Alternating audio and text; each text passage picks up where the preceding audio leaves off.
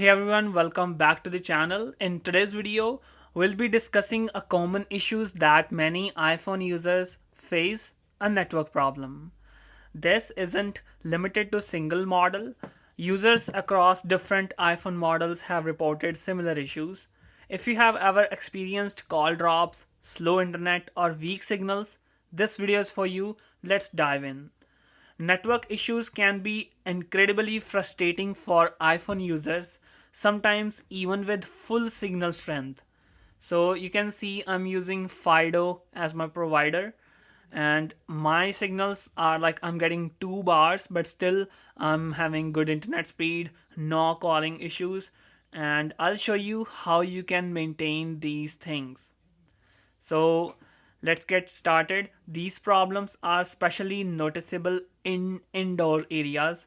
Additionally, some users find that their phone struggles to maintain a stable connection to Wi-Fi, or they face issues during network switching between 4G and 5G, that means LTE and 5G. So, what causes these network problems? I'll show you. Here are some of the possibilities. First of all, software glitches. Sometimes iOS updates introduce bugs that affect normal stability. So either you can wait for new software update or try doing like restarts, or try setting your phone on airplane mode and again switching that back off. It will work. So first of all, you can try turning on airplane mode. Secondly, try switching off your phone and again turn it on. And if this thing didn't work, I'll show you the second trick.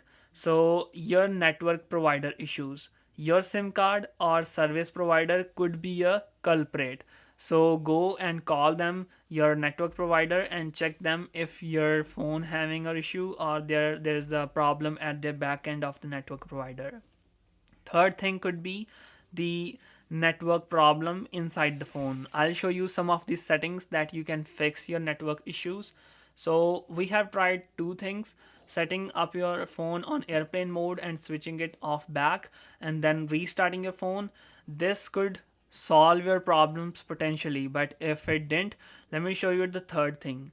What you have to do, just simply jump to the cellular option, then try switching it on the LTE mode, because sometimes what happened, our area does not have the 5G networks, and that's why it just shows LTE, or sometimes it shows edge, that means 3G. So if your area is low on 5G connectivity, make sure you set it on LTE, because LTE, most of the areas they have network, 4G network there.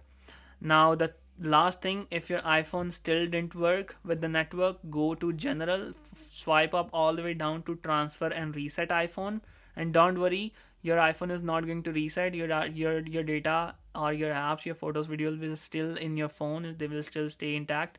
Hit on reset and hit on reset network settings, and when you hit on reset network settings, your iPhone will restart, and it will looks like your iPhone got flashed or it got erased. But don't worry, your iPhone is just resetting the network, and your Wi-Fi, Bluetooth, all the passwords saved into your iPhone will be deleted. So keep that in your mind, that you're gonna have to re-enter your passwords of all the Wi-Fi's that you want to connect with your phone. And third thing, your phone will your phone's modem will restart, and it will give you pretty good start. Imagine being on a important call and it suddenly gets disconnected. It's incredibly annoying. If you rely on WhatsApp or Zoom calls, network problems can directly affect your productivity. And let's not even talk about the frustration of buffering while streaming the favorite content. So temporary fix are, as I said, doing toggle airplane mode, reset network settings, reinsert SIM card, check for iOS updates. So yeah, that was pretty much it.